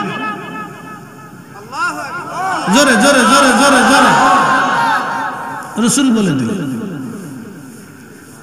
আব্দুল্লাহ ইবনে মাসউদ বললেন, আমি যুদ্ধ করতেছি আর তাকে তাকে আছি, যে ওরা তো মরবে, রাসূল যে বলছে এটা তো সত্য। কি কথা ঠিক আছে না ভাই? কারি কোরআন তেলাওয়াতের পরে দুইটা শব্দ উচ্চারণ করে, সুন্নিরা পড়ে, নজদিরা পড়তে চায় না। লা হাওলা ওয়ালা কুওয়াতা ইল্লা বিল্লাহ। আমরা সুন্নিরা পড়ি। সাদাকাল্লাহুল মাওলানাল আযীম। আল্লাহ সত্য বলেছেন। একসাথে বলেন, কে সত্য বলেছে? এরপরে আরবার বলে ওয়াসাদাকা রাসূলুহুন নাবিয়্যুল হাবিবুল কারীম, রাসূল সত্য বলেছে। একসাথে বলবেন আল্লাহু আকবার। আমরা সুন্নিরা তেলাওয়াতের পরে দুইটা শব্দই বলি যে আল্লাহ বলেছে সত্য, রাসূলও সত্য বলেছে। কিন্তু আমাদের দেশের আরেক ভাইরা রাসূল সত্য বলেছে, সাদাকাল্লাহু ওয়া সাদাকা রাসূলুহুন নাবিয়্যুল হাবিবুল কারীম, এই শব্দটা বলতে ওনাদের খুব লজ্জা করে, বিরাট কষ্ট পায়। ওরা মনে হয় যে একবারে বউ বেরিয়ে গেছে, খুব কষ্ট। কে ভাই এত কষ্ট কেমনে পাও? আযান তো আমরা সুন্নিরা লিখি নাই, আযান তো আসমান থেকে আরশওয়ালা পাঠিয়েছে। আশহাদু আল্লা ইলাহা ইল্লাল্লাহ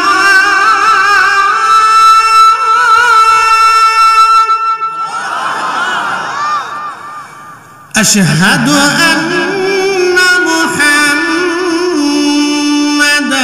রাসূলুল্লাহ।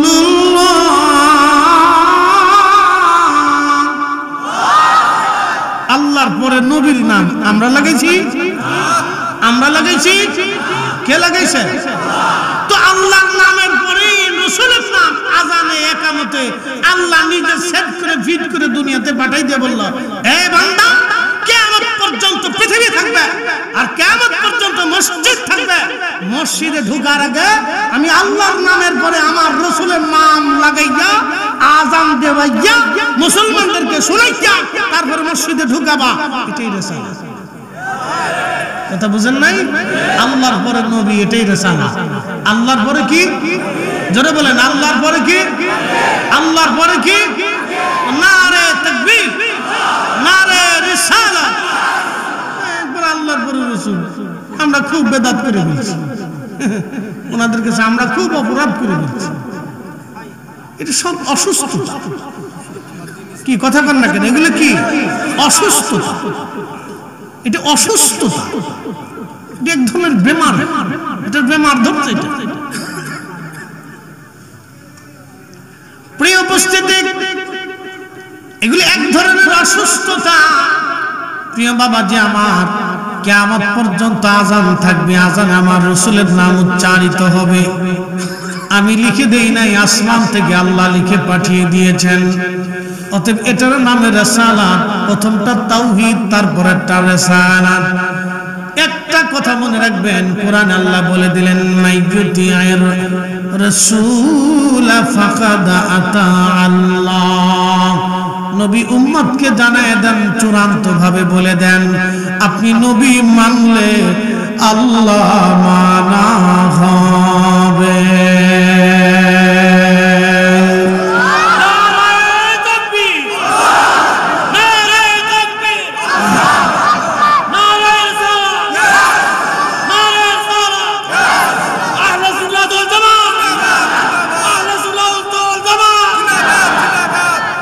নবী মানলে আল্লাহ মানা হয়। ফয়সালা কার?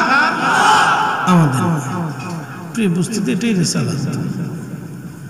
রিসালাত যে বুঝে না, আমি বুঝবো, সে আসলে দিন দুনিয়া কিছু বুঝে সুঝে বুঝার দরকার। ভাইরে, এটা তো ঝগড়ার বিষয় না, এটা অবুঝের বিষয় না, এটা আপনাকে সারা জীবনে বুঝতে হবে। এটা বুঝের জিনিস, এটা ইমানের একটা সাবজেক্ট। চলে যাব, হাসরের ময়দানে দাঁড়াইতে হবে না, বলেন কি কথা বলেন? হাসর কায়েম হবে না? কায়েম হওয়ার পরে হাসরের ময়দানে আপনার জন্য তাড়না কি করবে? বাবা মা আত্মীয়স্বজন সব তো ভুলে যাবে, তা আপনার জন্য তাড়না করবে কি, কান্না করবে কি? তিনি আমাদের রাসূল। কথা বলেন ঠিক কি না? এটা রিসালাত, তিনি রাসূল। আসা আইয়ামাসাকা মাকামান মাহমুদা।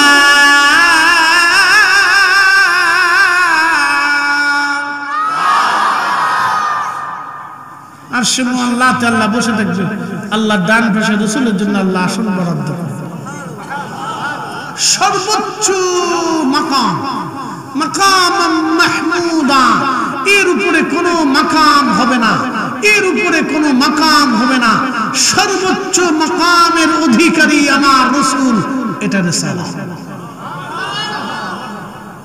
আপনি বুঝে যান। এটা তো ইমানের সাবজেক্ট, ইমানের অবিচ্ছেদ্য একটা পাঠ, লা ইলাহা ইল্লাল্লাহ মুহাম্মাদুর রাসূলুল্লাহ সাল্লাল্লাহু আলাইহি ওয়াসাল্লাম, ইমানের অবিচ্ছেদ্য পাঠ রিসালাত।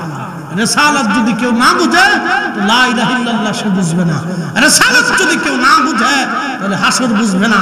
রিসালাত যদি কেউ না বুঝে তাহলে দুনিয়া আখিরাত বুঝবে না। আরে সাহাবে কিরাম আগে রিসালাত বুঝেছিলেন, আগে নবী চিনেছিলেন। আবু বকর নবী চিনে আল্লাহ চিনেছেন, কোন সাহাবী আগে আল্লাহ চিনে নাই, আগে নবী চিনেছেন। আপনি দেখেন তো সাহাবীদের জীবনীতে আগে সাহাবে কিরাম রাসূল চিনেছেন, আল্লাহ চিনে নাই কোন সাহাবী। কোন সাহাবী আল্লাহ আছে এটা বুঝতোই না, জানতোই না, তারা রাসূল দেখে আল্লাহ চিনেছেন। কথা ঠিক আছে না ভাই? তারা রাসূল দেখে আল্লাহ চিনেছেন, এটার নাম রিসালাত। বুঝতে হবে এটি ইমানের অবিচ্ছেদ্য পাঠ, ইমানের অবিচ্ছেদ্য পাঠ। এটাকে যদি আপনি বিচ্ছিন্ন করেন তো আপনার কিচ্ছু নেই, আপনার কিচ্ছু নেই। এই জন্য শানে রিসালাতটাকে গুরুত্ব দিতে হবে আপনাদের জীবনে। সময় সংক্ষিপ্ততা, আর একটা আছে ধরতে হবে, আমি শেষ করে দিব। আমার পরে ফারুকী সাহেব আছেন, চমৎকার তাকরীর করবেন, চলে যাবেন আপনারা মনে হয় না, কি বলেন ভাই? মাদ্রাসার জন্য একটু তামারকের ব্যবস্থা করছে আমাদের সুন্নি।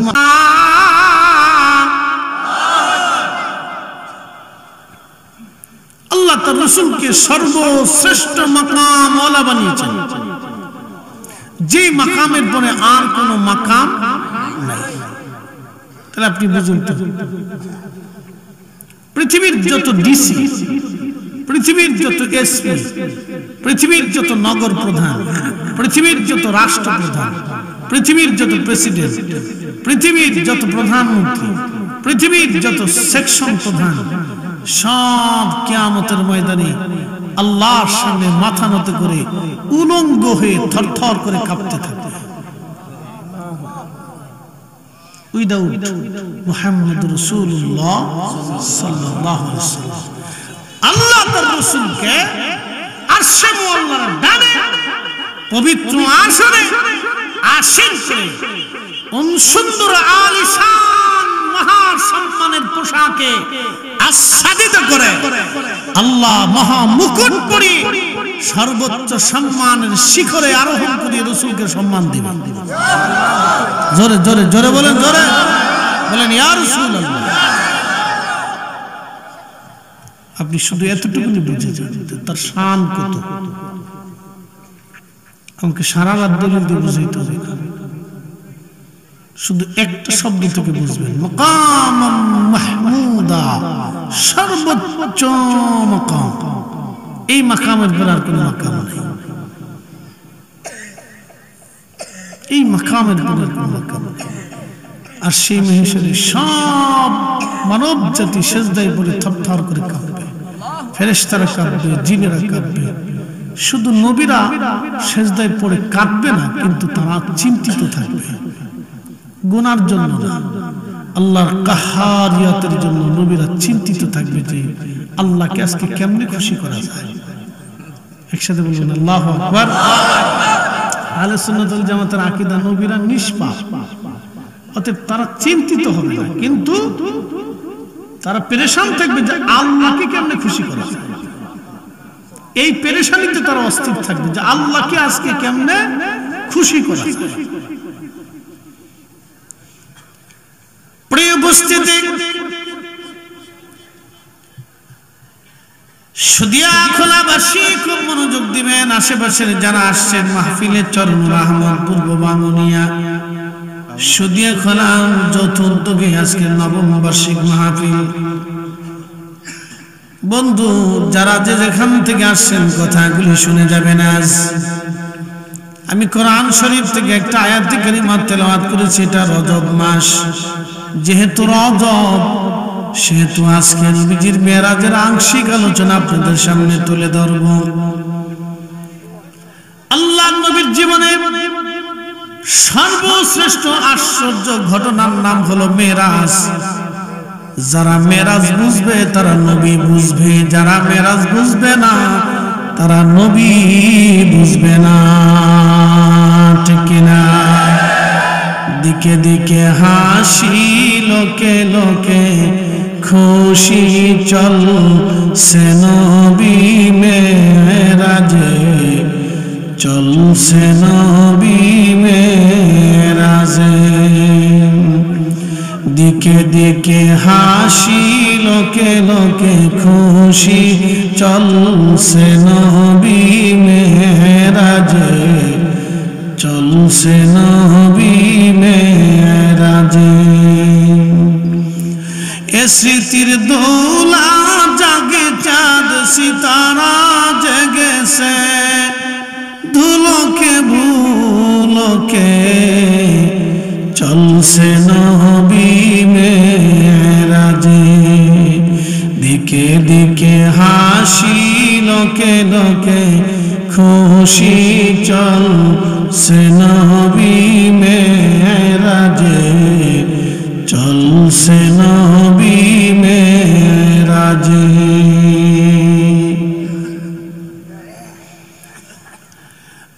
হাবিগঞ্জবাসী আল্লাহর নবীকে মেরাজ শরীফে নিয়ে যাওয়ার জন্য জিবরাইল আমিনকে আল্লাহ পাঠাইলেন। আমার নবী উম্মে হানির ঘরের মধ্যে ছিলেন, মতান্তরে হাতিমে কাবা। হাতিমে কাবা যেখানে, উম্মে হানির ঘরও সেখানে। উম্মে হানির ঘরের মধ্যে নবী ঘুমানো, জিবরাইল আমিন আসলেন নবীকে নিয়ে যাওয়ার জন্য। আপনি একটু চিন্তা করেন, আপনারা আমাকে যদি আনার জন্য ঢাকাতে যান যে হুজুর মাহফিল পর্যন্ত আপনাকে নিয়ে যাব, আবার আমরা নিজেরা পৌঁছাই দিব, তার অর্থ হলো আপনারা আমাকে সর্বোচ্চ প্রায়োরিটি দিয়েছেন, সম্মান দিয়েছেন। কথা ঠিক আছে না? আমি নিশ্চিন্ত যে আপনারা নিতে আসবেন, আপনারা দিয়ে দেবেন, আমি টেনশন ফ্রি। আর আমি যখন আসবো এবং আমি যখন ফিরে যাব, তখন আমাদের আলাদা টেনশন কাজ করে। কেমনে যাব, কখন যাব, কোন অবস্থায় যাব, কখন পৌঁছাইতে হবে, টাইম মতো উপস্থিত হতেই হবে। এশার নামাজের পর থেকে রাত 12টা পর্যন্ত আমাদের জীবনের এক খুব গুরুত্বপূর্ণ সময়। আমরা যারা বক্তা, এশার পর থেকে 12টা পর্যন্ত আমাদের জীবনের একবারে বিরাট গুরুত্বপূর্ণ টাইম। বাকি সময়গুলি আমরা এই গল্প গুজব করলেও সমস্যা নেই, কিন্তু এই টাইমটা আমাদের জীবনের একবারে গুরুত্বপূর্ণ সময়। অক্টোবর, নভেম্বর, ডিসেম্বর, জানুয়ারি, ফেব্রুয়ারি, মার্চ, এই 6 মাস। তো মনোযোগ দিয়ে আল্লাহর নবীকে নিয়ে যাওয়ার জন্য আল্লাহ জিবরাইল পাঠাইলেন। একসাথে বলবেন আল্লাহু আকবার। জিবরাইল আমিনকে আল্লাহ পাঠাইলেন নবীকে নিয়ে যাওয়ার জন্য। জিবরাইল আসলেন, নবী ঘুমানো, ঘরের ছাদ ফাঁকা করে জিবরাইল ভিতরে ঢুকলেন, আল্লাহর নবীকে ঘুম থেকে জাগাইলেন। ঘুম থেকে জাগাইয়া রাসূলকে উম্মে হানির ঘর থেকে বের করে নিয়ে পার্শ্ববর্তী জায়গা নিয়ে আল্লাহর নবীর সিনা সাক করা হলো, যেটাকে ইংরেজিতে বলে ওপেন হার্ট সার্জারি। বক্ষ মোবারকের এই নরম জায়গা থেকে ফেরে নাভি পর্যন্ত কেটে আল্লাহর নবীর পবিত্র কাল মোবারক বের করে এনে ওই কাল মোবারক ধৌত করা হলো। একবার জোরে বলা যাবে আল্লাহু আকবার।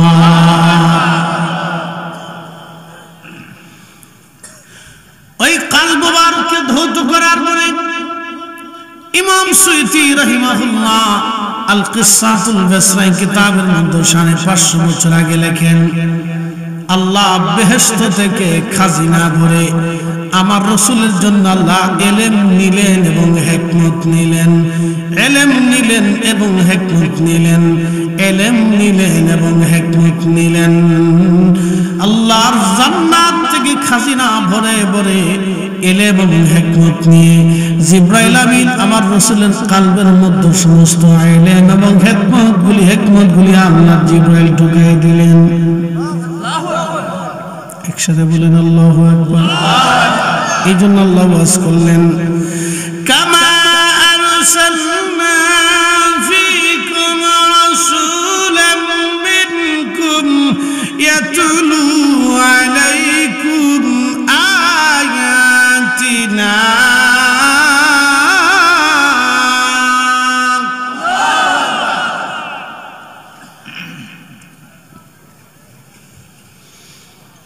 হাবিব আপনাকে দুনিয়াতে পাঠিয়েছি, কেন পাঠাইলাম ইয়া রাসূলুল্লাহ, কি জন্য পাঠাইলাম? এক নম্বর, আপনাকে দুনিয়াতে পাঠিয়েছি হুজুর আপনি আমার আয়াত সমূহ তেলাওয়াত করে করে শোনাবেন, ওয়ায়ুযাক্কিকুম উম্মতকে আপনি পবিত্র বানাবেন, কুফরি থেকে পাক বানাবেন, নাপাকি শরাবি খারাবি হারামি ফায়সা কাজ থেকে আপনি উম্মতকে সরিয়ে একবারে রিফাইন করবেন। এই পানিটাকে একটা কোম্পানি রিফাইন করেছে, পরিচ্ছন্ন করে পানির যত দোষ আছে দোষগুলি বের করে দিয়ে এই পানিটাকে একবারে স্বচ্ছ বানিয়েছে। এই পানিটা একবারে ফ্রেশ, আর্সেনিক মুক্ত, আয়রন মুক্ত, এবং এর ভিতরে যত ময়লা আবর্জনা আছে পরিষ্কার করে পানিটাকে একবারে ফ্রেশ করে বোতলজাত করে কোম্পানি আপনাদের হাতের নাগালে পৌঁছাই দিল, আপনারা যাতে পরিষ্কার পানি পান করেন। বন্ধু আল্লাহ দিলেন হুজুর ওয়ায়ুযাক্কিকুম, আপনার উম্মতকে আপনি রিফাইন করবেন, পরিষ্কার করবেন, একবারে ময়লা আবর্জনা যত আছে আপনার উম্মত থেকে বের করবেন। আপনার উম্মতের মধ্যে কোনো ময়লা রাখবেন না, ত্রুটি বিচ্যুতি রাখবেন না। এখন আপনারা বলেন এই পানি দিয়ে ওযু করলে ওযু হবে, এই এক বোতল ফ্রেশ পানি দিয়ে ওযু করলে ওযু হয়ে যাবে, কিন্তু এক বোতল পানির মধ্যে যদি এক ফোঁটা পেশাব ছেড়ে দেন তাহলে এই পানি দিয়ে ওযু করলে কি ওযু হবে? কেন? জোরে বলেন। পানি তার পাক হারিয়ে ফেলছে, কথা ঠিক আছে না? যার কারণে এই পানি দিয়ে ওযু করলে ওযু হবে না। পানি যদি পাক থাকতো তাহলে এটা দিয়ে ওযু করলে এই পানি আপনাকে পবিত্র বানাইতো। যেহেতু পানি নিজেই না পাক, ওতে পানি দিয়ে সেই পানি দিয়ে আপনাকে আর পবিত্র হওয়ার কোনো সুযোগ নেই। আল্লাহ বলেন ওয়ায়ুযাক্কিকুম, ও নবী আপনি পাক, আপনাকে পাক বানানোর জন্য পাঠিয়েছি। এইজন্য আমরা সুন্নিদের আকীদা রাসূল পাক, কথা বলেন ঠিক না বেঠিক? রাসূল, জোরে বলেন রাসূল, একসাথে বলেন রাসূল। নবীকে পাক কে বানাইছে? আল্লাহকে কে পাক বানাইছে? আল্লাহ নিজেই পাক, তিনি পাক, কিন্তু রাসূলকে আল্লাহ পাক বানাইছে। একসাথে বলবেন আল্লাহু আকবার। আমাদের দেশে একদল আছে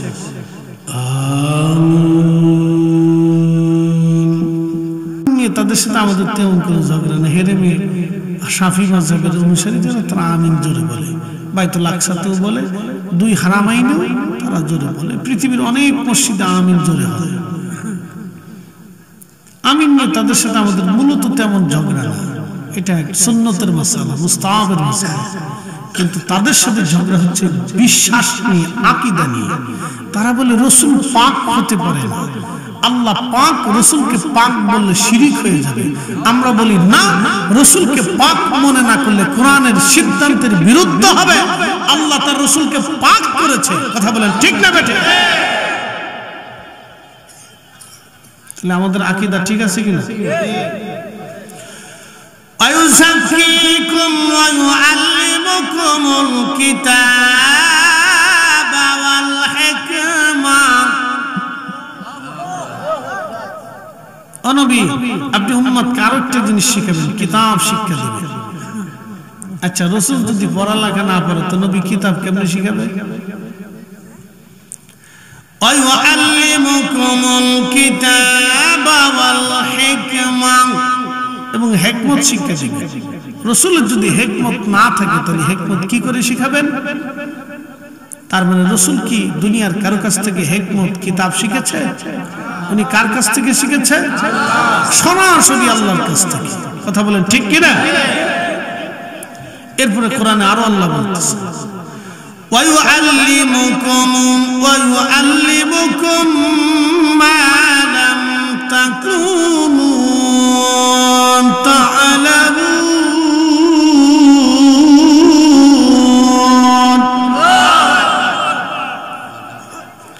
কোরআন শরীফ ভালো লাগে? যারা বলেন কোরআন শরীফ ভালো লাগে, লাগারই কথা। وَيُعَلِّمُكُم مَّا لَمْ تَكُونُوا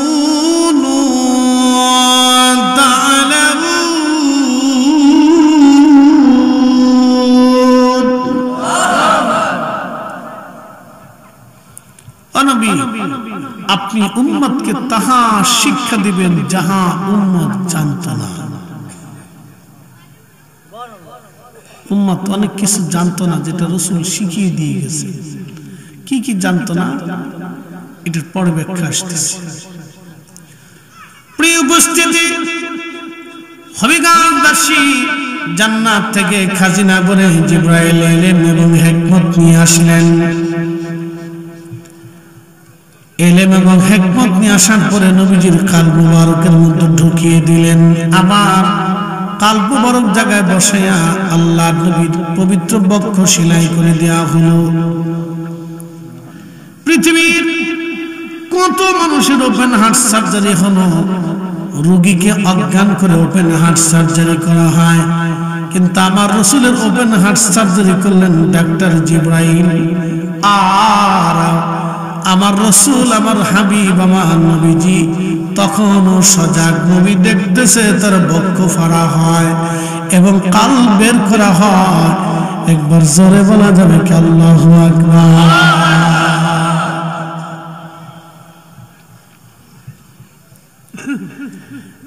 হবিগঞ্জবাসী, নবীজি বললেন জিবরাইল আমিন এবার আমার জন্য একটা বাহন আনলো। বাহনের নাম বোরাক। দেখতে গাধার চাইতে বড়, খচ্চরের চাইতে ছোট একটা প্রাণীর নাম বোরাক। এই বোরাক আনা হলো, বোরাক বেঁধে রাখা হয়েছে, বোরাকটা লড়াচড়া করে। জিবরাইল ধমক দিয়ে বলে, বোরাক তুমি কি জানো তোমার পিঠে আজকে চড়বে? কেন লাফাস? বোরাক রে লাফাস না, লড়াচড়া করিস না। বোরাক তুই জানিস না তোর পিঠের উপরে আজ কাকে বসানো হবে? যাকে আল্লাহ নিজের দাওয়াত করে আমাকে নেওয়ার জন্য পাঠিয়েছে, তিনি আল্লাহর হাবিব। তোমার আগে, এনার আগে তোমার মতো দামি কেউ বসে নাই, আর ওনার পরে ওনার মতো দামি তোমার পিঠে আর কেউ বসবে না রে বোরাক। নবীজি বললেন, বুরাকের ভয় পেয়ে গেল। জটিল ভয়ে বুরাকের শরীর থেকে ঘাম বের হয়ে প্রত্যেকটা পশম ভিজে ভিজে গেল। চিন্তা করেন বুরাক কি পরিমাণে ভয় পাইছে। রাসূল আল্লাহ নবীর কথা শোনার পরে বুরাকের ভয় লেগে গেল। হায় হায়, আমি কি নবীর দরবারে বেয়াদবি করে ফেললাম কিনা? আমি রাসূলের দরবারে ভুল করলাম কিনা? যদি ভুল হয়ে যায় আমি বুরাকের কপাল মন্দ হয়ে যাবে, ধ্বংস হয়ে যাব।